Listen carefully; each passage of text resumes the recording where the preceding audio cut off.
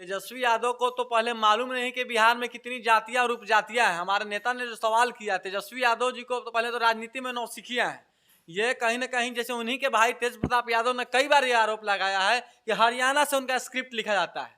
संजय यादव के स्क्रिप्ट पे वो चलते हैं, उनको अपनी राजनीतिक समझ तो नहीं। आप तो कम से कम इतना मानते हैं ना कि तेजस्वी यादव के पास एक अच्छा स्क्रिप्ट राइटर है संजय यादव के रूप में। अगर अच्छा स्क्रिप्ट राइटर आता तो आज विपक्ष में नहीं होते। वो जो सीएम का ख्वाब पाले हुए हैं, तो उनको पहले जो है ना राजनीति करने के बारे में सीखना होगा, राजनीति के बारे में जानना पड़ेगा, चीजों के बारे में जानना पड़ेगा और सरकार कैसे काम करती है वो आरोप प्रत्यारोप से दूर जो गंदा राजनीति है उससे बाहर निकलना पड़ेगा। नमस्कार, आप देख रहे हैं धा न्यूज और मैं हूं अभिषेक मिश्रा।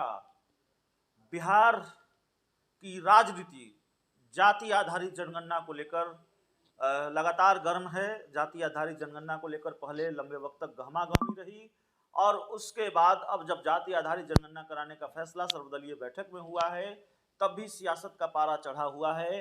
जन अधिकार पार्टी के सुप्रीमो पप्पू यादव ने आज बाकायदा एक प्रेस कॉन्फ्रेंस की और इस प्रेस कॉन्फ्रेंस में उन्होंने जाति आधारित जनगणना को लेकर लालू परिवार पर निशाना साधा है।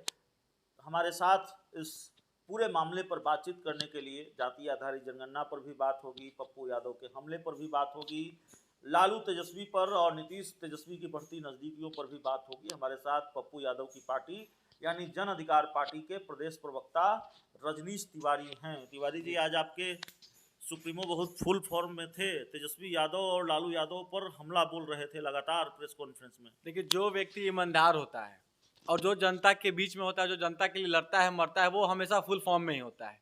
जो व्यक्ति जब सही है तो वो सही है और वो हमेशा बिहार के सवाल पे, चाहे बिहार के पब्लिक के सवाल पे हो, एजुकेशन के सवाल पे हो, हेल्थ के सवाल पे हो या तमाम प्रकार के जो राजनीतिक गतिविधियां हैं जो बिहार की सरकार द्वारा या विपक्ष के द्वारा संचालित होती है, उन मुद्दों पे हमेशा मुखर रहते हैं। और जो जातीय जनगणना की बात बिहार में चल रही है, आप देख रहे हैं जिस प्रकार से हलचलें तेज हो चुकी है, तो ये जिस प्रकार से ये हलचल है सिर्फ हलचल मात्र नहीं है, ये पॉलिटिकल इवेंट जैसा हमारे राष्ट्रीय अध्यक्ष आदरणीय पप्पू यादव जी ने कहा है कि सारे पार्टी इसको पॉलिटिकल इवेंट्स बना ली है और पब्लिक के बीच में परोसा जा रहा है। सभी का बेनिफिट जुटा है, पब्लिक और जातियों से सब लोगों का राजनीति जुड़ा हुआ है।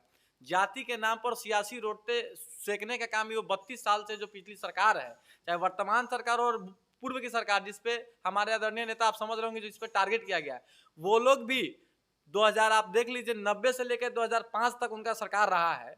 और जब ये चीजें अभी आ रही 1931 के बाद जाति जनगणना हुई नहीं और बीच बीच में जब सवाल उठते रहा तब यह बात क्यों नहीं आई, और जब अपने पे आता है तब वे लोग भूल जाते हैं। कहावत है हमारे यहाँ देहात में कि दूसरा के मरवा में सब लोग को गीत गाने आता है और अपना मरवा में सब लोग गीत भुला जाता है। तो यह कहीं ना कहीं बिहार की जो वास्तविक मुद्दा है जिसपे जनता का जो ध्यान है उसको कैसे भटकाया जाए, ये सब जैसे बीपीएससी का हो गया, 67वीं बीपीएससी का जो एक पेपर लीक हुआ है और तमाम प्रकार के बेरोजगारी हो गया, हेल्थ हो गया, पॉपुलेशन हो गया, पॉल्यूशन हो गया, बहुत तरह का चीज है। इन सब मुद्दों से कैसे हटाया जाए और पब्लिक को जो ऐसे सेंटिमेंटल उससे सेंटिमेंट के साथ कैसा खेला जाए, ये पब्लिक के सेंटिमेंट के साथ खेला जा रहा है। आरजेडी क्रेडिट ले रही है कि जाति आधारित जनगणना अब जो होने जा रहा है, आरजेडी तेजस्वी यादव क्रेडिट ले रहे हैं। तेजस्वी यादव को तो पहले मालूम नहीं कि बिहार में कितनी जातियां और उपजातियां हैं। हमारे नेता ने जो सवाल किया, तेजस्वी यादव जी को तो पहले तो राजनीति में नौसिखिया हैं। ये कहीं ना कहीं जैसे उन्हीं के भाई तेज प्रताप यादव ने कई बार ये आरोप लगाया है कि हरियाणा से उनका स्क्रिप्ट लिखा जाता है। संजय यादव के स्क्रिप्ट पे वो चलते हैं, उनको अपनी राजनीतिक समझ नहीं। तो आप तो कम से कम इतना मानते हैं ना कि तेजस्वी यादव के पास एक अच्छा स्क्रिप्ट राइटर है संजय यादव के रूप में। अगर अच्छा स्क्रिप्ट राइटर आता तो आज विपक्ष में नहीं होते। अगर आज अच्छा स्क्रिप्ट राइटर होता तो जो 2 साल तक उनकी सरकार चली वो सरकार निरंतरता के साथ कंटिन्यूटी रहता।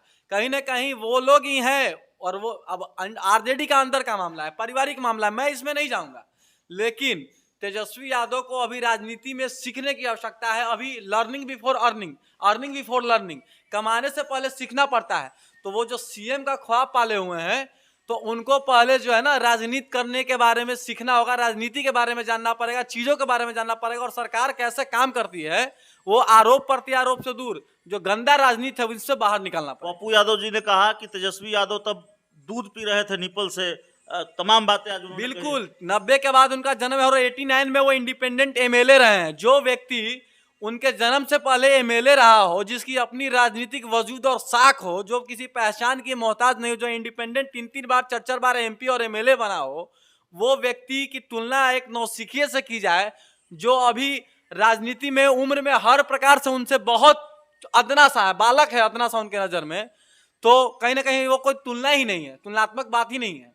चलिए, एक आखिरी सवाल आपसे होगा कि जाति आधारित जनगणना के बहाने ही सही नीतीश कुमार और तेजस्वी यादव करीब आए, बहुत करीब आए, इतने करीब आए कि एक बार ये लगा कि अब बस खेल हो जाएगा, सब कुछ सारी स्क्रिप्ट लिखी जा चुकी है। तो ये जाति आधारित जनगणना को क्या आपकी पार्टी भी इसी तरह से देख रही है? नीतीश तेजस्वी कोई खेला करेंगे? हमारी पार्टी तो साफ करे जाति जनगणना हो, लेकिन जो ढिंढोरा पीटा जा रहा है जाति जनगणना में, क्या जातियों में कितना साक्षरता नहीं, नीतीश तेजस्वी की नजदीकियों को किस तरह से देख रहे हैं? हम तो कुछ देख ही नहीं रहे। नीतीश जी, तेजस्वी जी जो बैड एलिमेंट है और नो एंट्री और वगैरह क्या क्या उन्होंने नहीं कहा।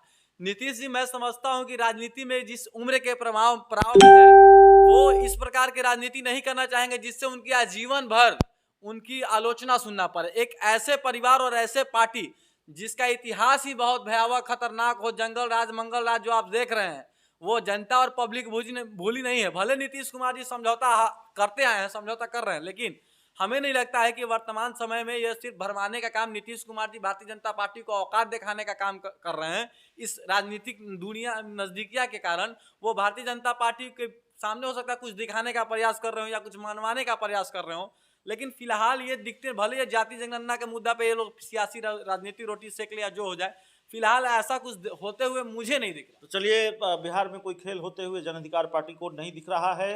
इस इंटरव्यू में इतना ही। बहुत बहुत धन्यवाद।